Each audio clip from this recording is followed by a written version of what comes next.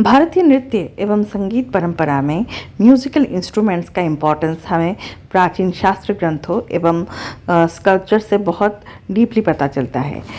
नाट्यशास्त्र हमें तत्, सुशीर, घन और अवनद्ध वाद्य के बारे में डिटेल्स में बताता है।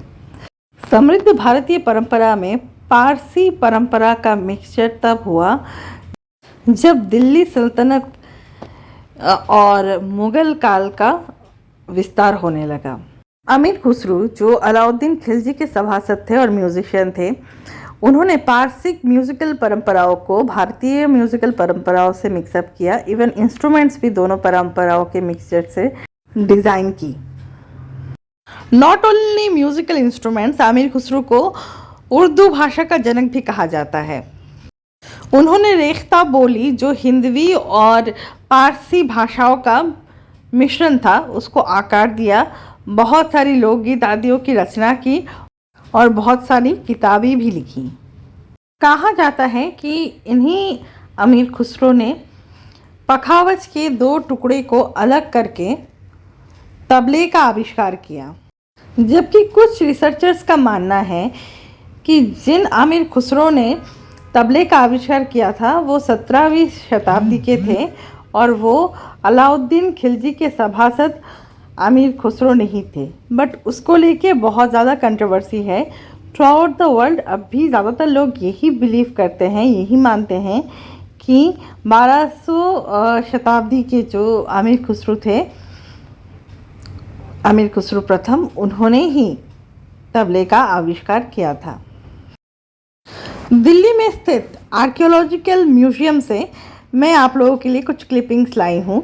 आप देख सकते हैं यहाँ पे कि कौन कौन से इंस्ट्रूमेंट्स का प्रयोग सबसे ज़्यादा होता था मुग़ल कालीन समय में,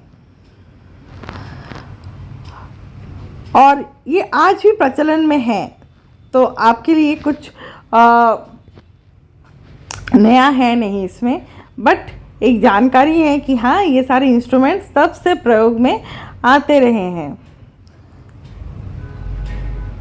उस समय कहा जाता है कि म्यूज़िक के क्षेत्र में सूफ़ी म्यूज़िक बहुत ही ज़्यादा डेवलप्ड स्टेज में गया। सूफीज़म का रिलेशनशिप हमारे उपनिषद से भी है। उपनिषद और सूफीज़म के बहुत सारे कॉन्सेप्ट्स एक साथ मैच करते हैं। Sufi music is very popular. Qawwali, यहाँ पे एक बहुत सुंदर पेंटिंग दी गई है। यहाँ पे आप देख सकते हैं अलग अलग इंस्ट्रूमेंट्स का प्रयोग करते हुए इंस्ट्रूमेंटलिस्ट एंड सिंगर्स। अब मैं आपको एक इंटरेस्टिंग चीज़ दिखाती हूँ। ये है निज़ामुद्दीन औलिया के खड़ाऊ। कहते हैं कि निज़ामुद्दीन ने ये पादुकाएँ या खड़ाऊ किसी भिखारी को दान में दे दिया था।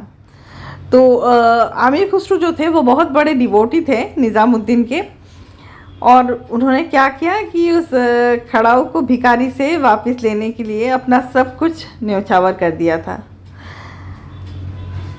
तो ऐसे ही और ज़्यादा इंटरेस्टिंग इन्फॉर्मेशंस और ज़्यादा इंटरेस्टिंग कहानियाँ लेकर मैं आती रहूँगी, जो आपके एग्ज़ाम्स में भी काम देगा और आपके बेसिक नॉलेज को भी बढ़ाएगा। Please like, share and subscribe to my channel. Thank you.